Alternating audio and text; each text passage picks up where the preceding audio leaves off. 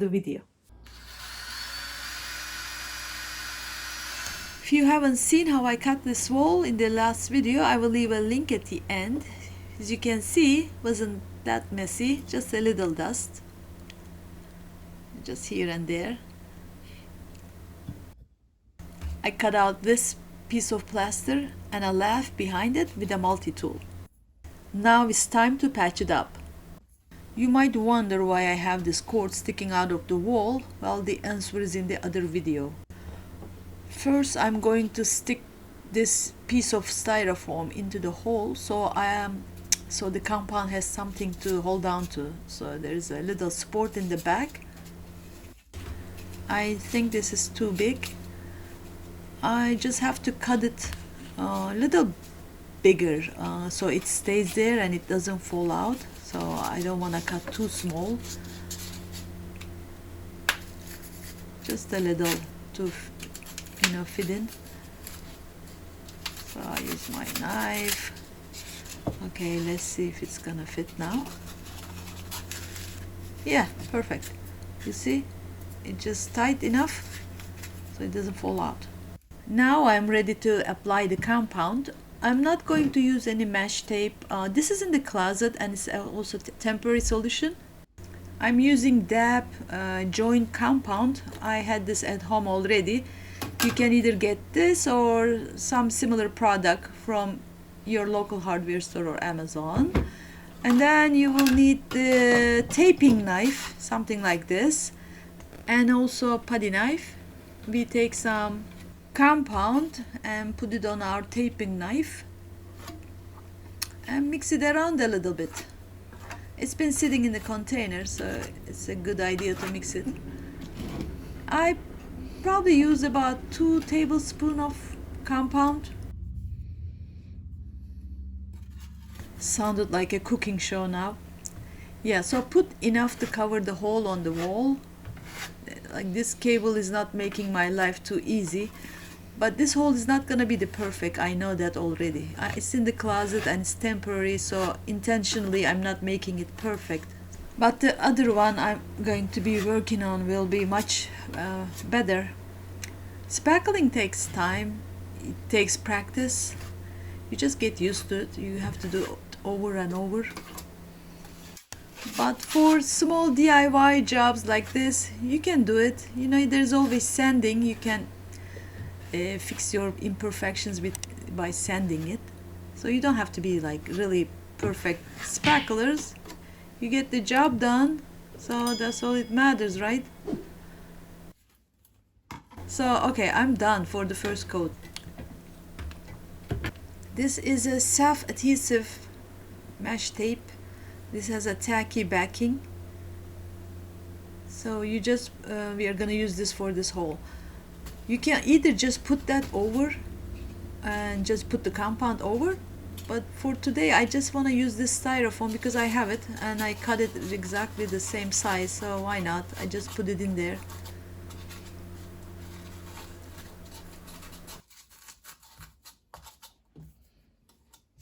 I want to put some compound before I put the mesh tape.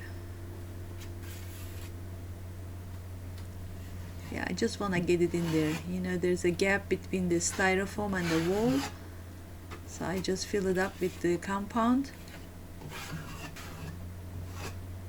I cut this wall in the last video for demonstration purposes actually. My shoulder was covering the video and it was too late when I realized it, so I cut a second hole.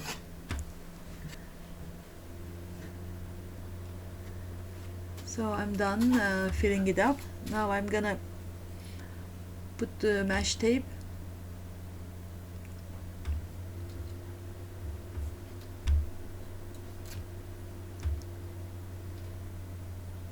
It's very easy to cut. You just either use scissors or your knife.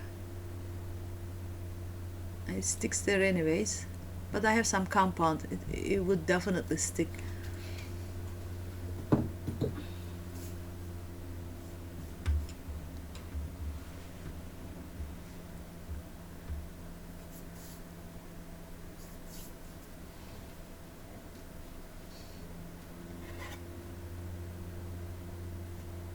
Yeah, I put some compound on the edges,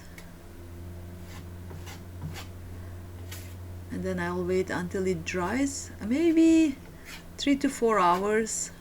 This is not a quick fast drying material, so it takes little time to dry, and I'll come back for the second coat.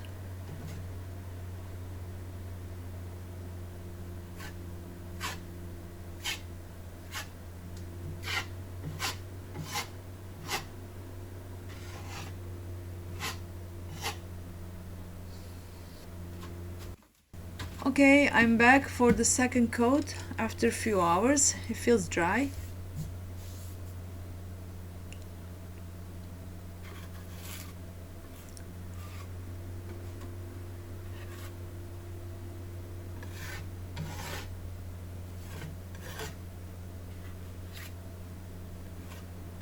Again, almost like 2 tablespoons of compound. You won't get it perfectly in the first time, that's for sure. You know, it takes time, so don't be discouraged. But one tip is that keep your putty knife clean. Any dry surface, any dirt will scratch the soft compound. Okay, let's wait for the second coat to dry. Let's go back to the first hole. First hole is shrunk a little, leaving a depressed surface, also cracked here. This is probably going to crack in the future as well because I didn't use tape, but that's okay, it's in the closet. And also it's a temporary solution, so I put the second coat in this one.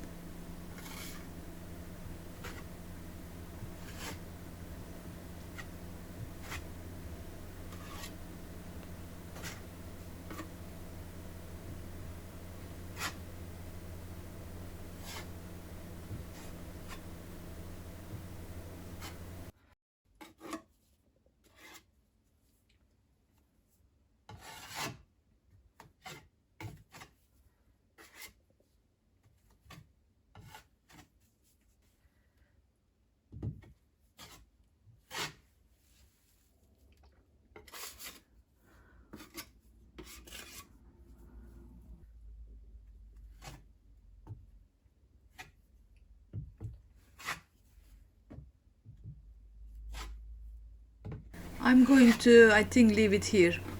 So next day I'm back. It's dry now. I'm gonna use my sanding block. I have 220 grit sandpaper, and I start sanding the imperfections and edges and try to blend in with the wall. There's no crack this time. Well, hopefully it won't, but I have a feeling it's going to crack in the future.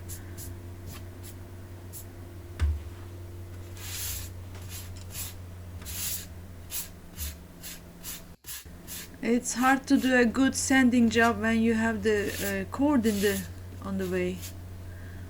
So I don't think I'm gonna get a good result. Well, the other one will be nice at least.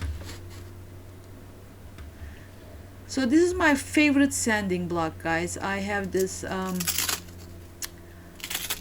I use this for everything almost. I do use the 220 grit, as you can see. So you can change these sanding papers easily by just pulling. It has a Velcro backing. So that's it. It has a really soft handle. That's what I love about this. It's I think silicone.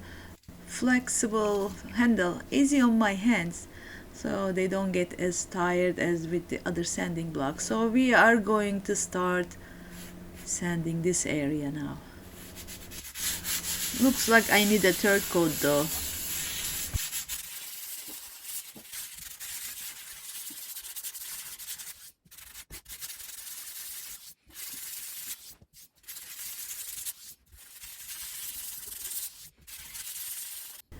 Yeah, definitely needs another coat.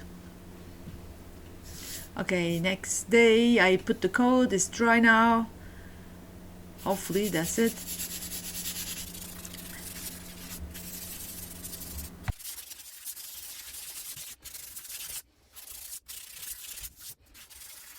Yes, it's much better. I won't even be able to see the difference when I paint it.